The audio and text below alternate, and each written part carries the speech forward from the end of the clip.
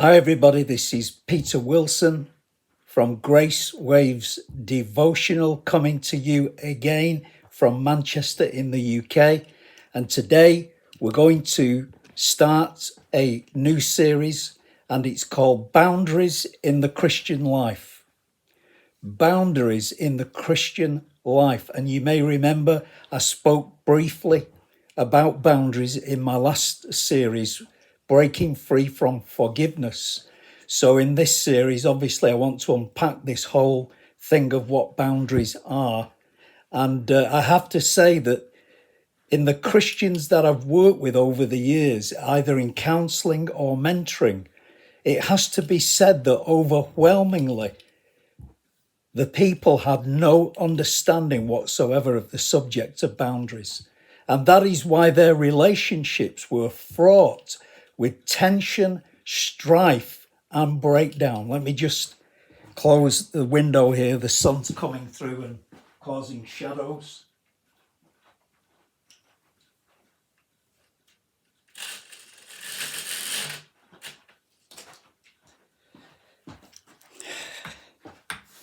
Okay. So what are boundaries then, and how do they work? Well, first of all, we must establish that boundaries have not come out of a self-help book or a counselling stroke therapy manual. No, it is God himself who created boundaries. Therefore, boundaries are God-given in order to develop healthy relationships. And before I go any further, I would like to recommend a book to you. It's called Boundaries: When to Say Yes, How to Say No. And it's by Dr. Henry Cloud and Dr. John Townsend. You can purchase a copy from Amazon for about £11. I would highly recommend this book. It's the best book I've ever read on boundaries. It's very easy to understand. They take you through step by step how to make boundaries and how to establish them in your life. And every person I know who's ever read the book says it is a great book. So I'll leave that with you.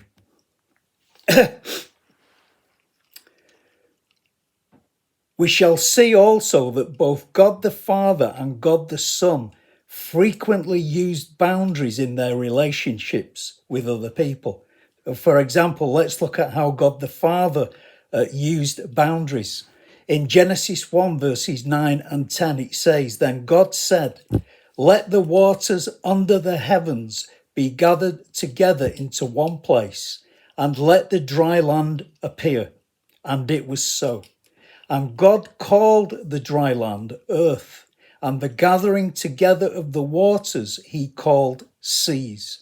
And God saw that it was good."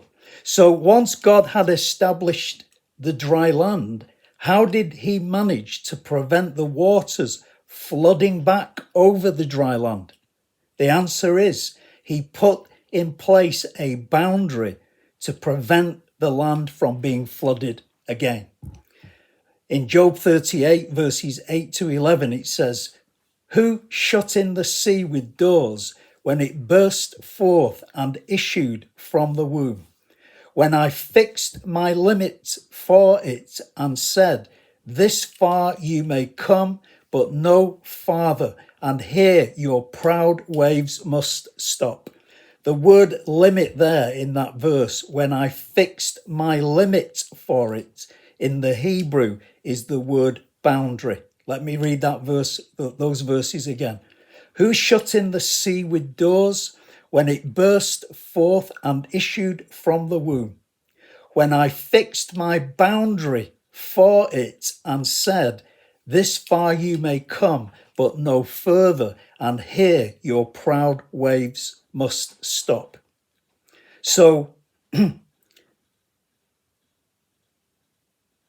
God said again to the seas, "This far you may come, but no further, and here your proud waves must stop." This is where we get the expression from, drawing a line in the sand.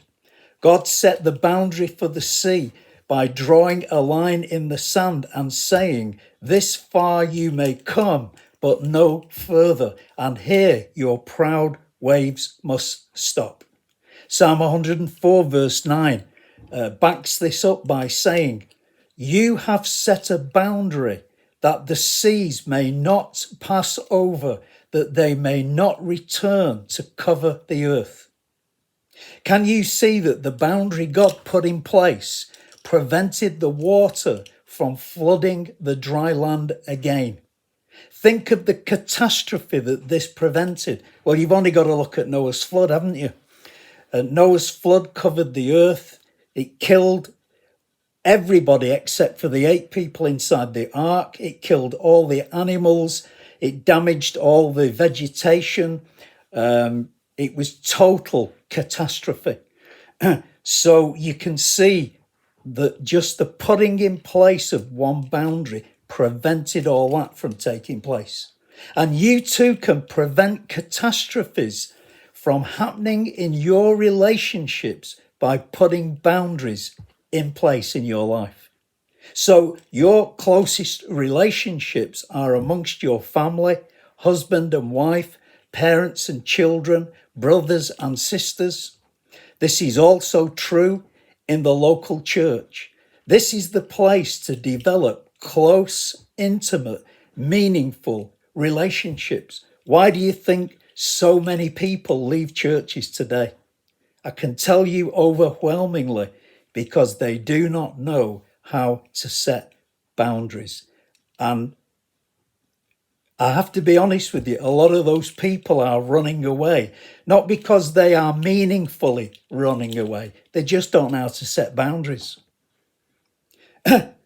So to develop deep relationships with each other means we have to navigate the differences that exist between each other, the things that cause our different characters to clash. So with the breakdown of the family units, especially in the West, we are seeing that the majority of people, and I include Christians in this, do not know what boundaries are or how to put them into practice in their relationships. This is why we have such a high divorce rate and why it is common today to see people married 2, 3, 4, and 5 times. See, you are getting married multiple times because you keep repeating the same relationship mistakes. And you think the problem lies with your partner. No, 1,000 times no. The problem lies with you. You see, you don't know how to set boundaries in your life. Hence, you have strife-filled relationships. So what are boundaries for, and how do we put them in place? Well, we put boundaries in place for 3 reasons. First of all, let me have a drink.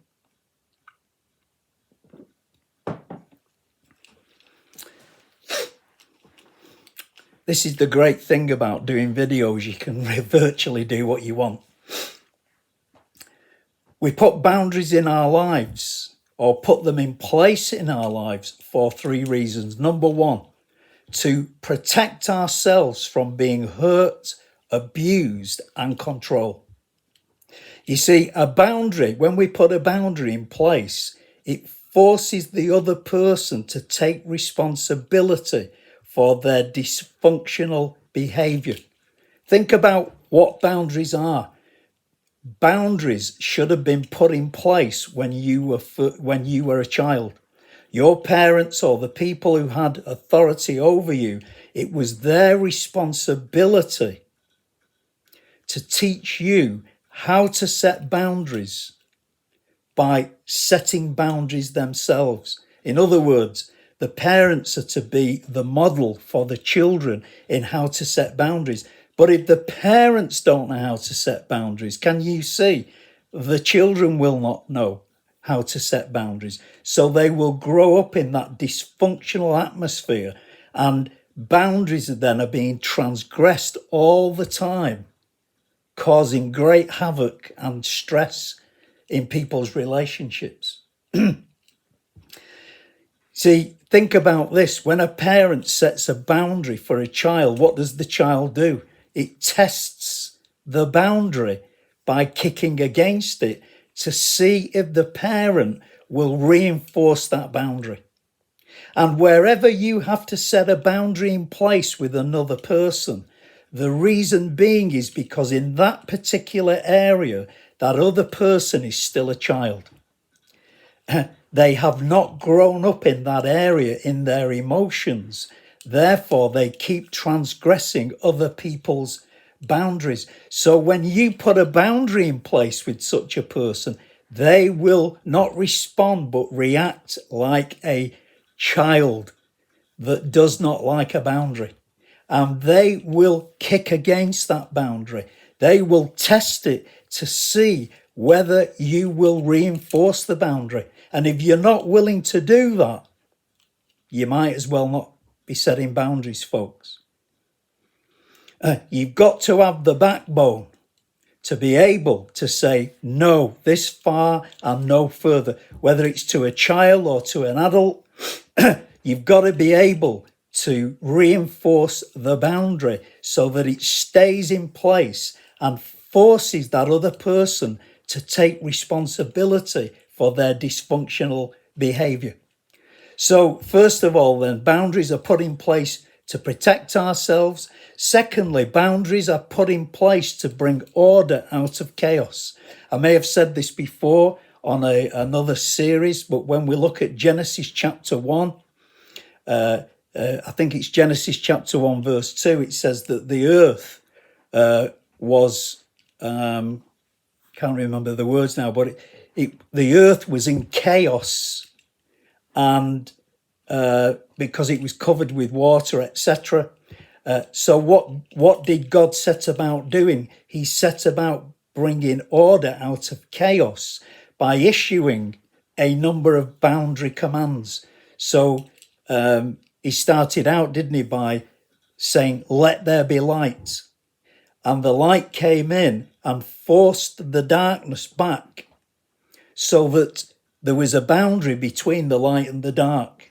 Then he said, let the plants grow, etc. Let the trees grow. Let animals come.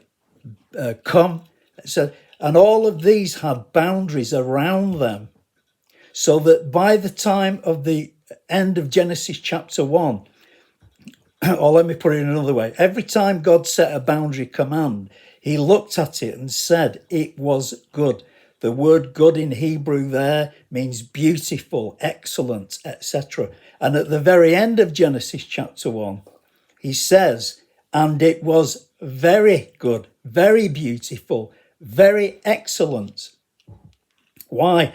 Because God had issued 10 God saids. God said, let there be light. God said, let the vegetation come, etc. And the number 10 in scripture speaks of divine order.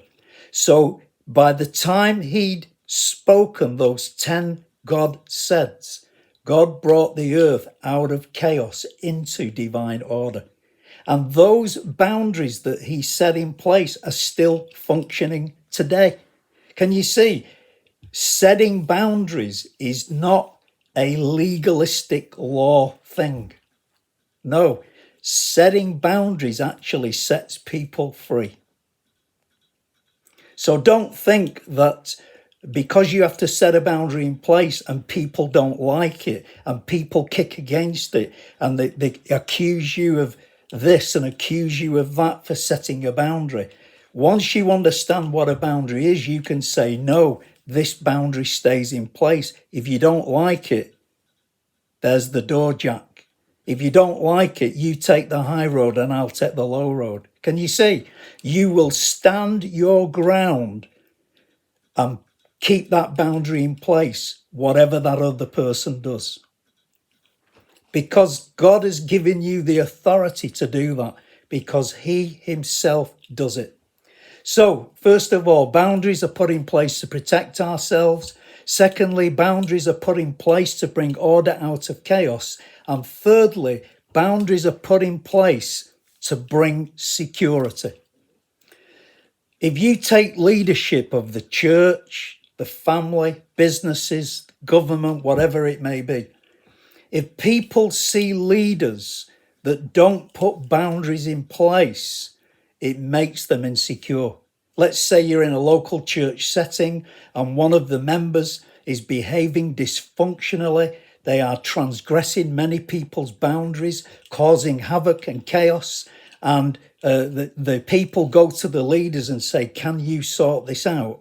And the leaders do not sort it out because they don't want to confront that person. Therefore, they sweep it under the carpet.